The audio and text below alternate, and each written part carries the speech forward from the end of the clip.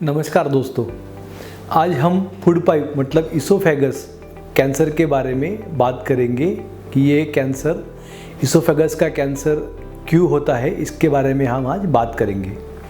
मैं doctor Nilesh Chordia, cancer surgeon from speciality surgical oncology hospital and research centre Ghatkopar.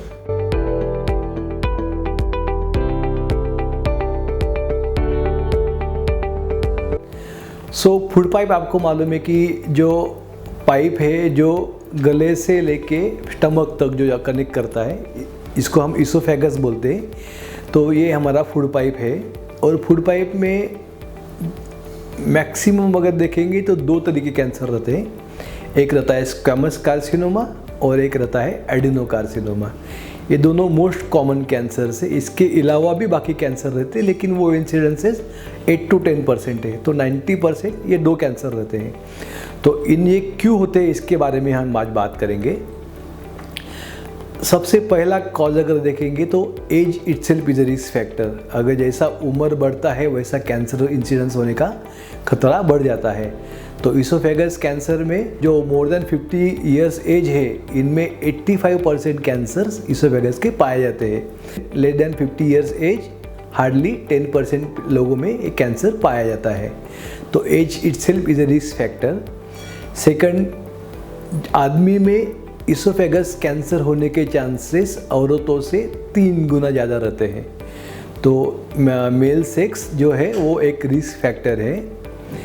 तीसरा है common factor smoking. जो smoking में जो अलग अलग तरीके के केमिकल्स है टोबैको में, इसकी वजह से इसोफेगस का कैंसर बनने के चांसेस बहुत हाई हो जाते हैं, ऑलमोस्ट डबल या ट्रिपल हो जाते हैं। इसमें अगर हम स्मोकिंग कम करते हैं तो इसमें जो दो प्रकार में बोले आपको, स्क्वैमस कार्सिनोमा और एडिनोकार्सिनोमा। तो स्मोकिंग जिसको हैबिट है काफ़ी साल से, लेकिन उसमें हैबिट बंद कर दी, कंप्लीटली क्विट कर दिया, तो इसका स्क्वैमस कैंसर होने के चांसेस धीरे धीरे कम होते हैं। लेकिन अनफॉर्चुनेटली एडिनोकार्सिनोमा जो है, इसके इंसिडेंस में कोई फ़र्क नहीं पड़ता है, even if you quit smoking. So इसके लिए सबसे इम्पॉर्टेंट है स्मोकिंग शुरू ही मत करो, बहुत इम्पॉर्टेंट है। अगर आप स्मोकिंग करते हैं तो आपका रिस्क हाई होता है, और एक प्रकार के एडिनोकार्सिनोमा में ये रिस्क आपका लाइफ टाइम हाई रहता है। सेकंड है अल्कोहल। जो अल्कोहल है, इसमें एडिनोकार्सिनोमा के चांसेस धीरे धीरे बढ़ जाते हैं। ऑलमोस्ट कुछ साल बाद डबल इंसिडेंस रहता है इसका नॉर्मल इंडिविजुअल से।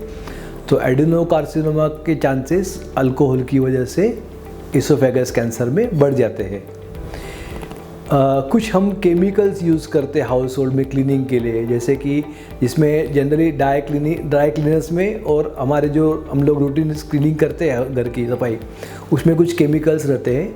तो ये केमिकल्स का अगर किसी ने गलती से हो या कुछ सुसाइड की वजह से हो, कुछ हो, अगर वो सेवन करता है तो एक करेजिव, हमारे लैंग्वेज में इसको करेजिव बोलते हैं।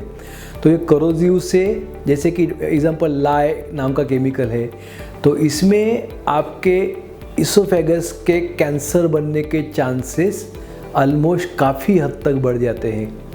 तो ये केमिकल जो है वो एक रिस्क फैक्टर है इसोफेगस कैंसर बनने के लिए। कुछ हेरिडिटरी कॉजेस, कुछ कॉजेस अलग भी है, जैसे कि बैरेट्स इसोफेगस। बैरेट्स मतलब क्या होता है, किसी को एसिड रिफ्लक्स होता है, उसको हमेशा ऐसा लगता है कि पेट के एसिड ऊपर आ रहा है, छाती में आ रहा है, हार्ट की तरफ दर्द हो रहा है। हम हमारे भाषा में उसको हार्टबर्न बोलते हैं। जिसको ये परसिस्टेंट सिम्टम्स है, बार बार ये सिम्टम अगर रिफ्लक्स हो रहा है, एसिडिटी आ रही है ऊपर, तो इसमें इसोफेगस के एडिनोकार्सिनोमा बनने के चांसेस हाई हो जाते हैं। और इसका ही एक फैक्टर है बैरेट्स इसोफेगस। बैरेट्स में क्या होता है कि जो नॉर्मल स्क्वैमस म्यूकोसा होता है इसोफेगस का, वो रिफ्लक्स की वजह से धीरे धीरे कन्वर्ट होता है एडिनोमेटस म्यूकोसा में, और इसमें कैंसर बनने के चांसेस हाई हो जाते हैं। तो ये किसी को हेरिडिटरी भी रहता है, किसी को बिकॉज ऑफ रिफ्लक्स भी होता है। हेरिडिटरी बैरेट्स के अलावा एक टाइलोसिस करके एक बीमारी रहती है, जिसमें जनरली जो हाथ और पैर की स्किन है काफ़ी मोटी हो जाती है, थिक बोलते हैं हम इसको। तो ये एक जेनेटिक फैक्टर है, इसमें इसोफेगस के पॉलिप बनने के और कैंसर बनने के चांसेस हाई होते हैं। तो रिफ्लक्स के साथ में जैसे ओबेसिटी है, या हमारा डाइट में अगर हाई रेड मीट है, प्रोसेस मीट अगर ज़्यादा है, तो इसोफेगस कैंसर बनने के चांसेस हाई रहते हैं। और ये सब चीज़ के अगर हम ध्यान रखते हैं, तो जिसका डाइट वेजिटेबल्स में कम है, प्रोसेस मीट ज़्यादा खा रहा है, उसको इसोफेगस कैंसर बनने के चांसेस हाई हो जाते हैं। तो इसके अलावा जो बहुत ही गर्म खाना खाते हैं, बहुत गरम खाना खाते हैं, हॉट लिक्विड्स लेते हैं, इनमें इसोफेगस कैंसर बनने के चांसेस हाई हो जाते हैं। तो बहुत गर्म खाना भी नुकसानदायक है। तीसरा है एक वायरस रहता है जिसको हम HPV वायरस बोलते हैं। HPV वायरस ओरल कैंसर करता है, इसके साथ ये इसोफेगस कैंसर बनने का रिस्क भी हाई करता है। तो ओरल कैंसर के साथ में इसोफेगस कैंसर का रिस्क भी ये HPV वायरस की वजह से हाई हो जाता है। तो ये मेन फैक्टर्स है जो इसोफेगस कैंसर कॉज करते हैं। तो ये सब जो है ये रिस्क फैक्टर है इसोफेगस कैंसर बनने के लिए। आगे हम नेक्स्ट वीडियो में इसोफेगस कैंसर की ट्रीटमेंट सिम्टम्स क्या होते हैं उसके बारे में बात करेंगे। अगर आपको कुछ क्वेरी हो तो आप नीचे लिखे नंबर पे हमें कांटेक्ट कर सकते हैं। धन्यवाद।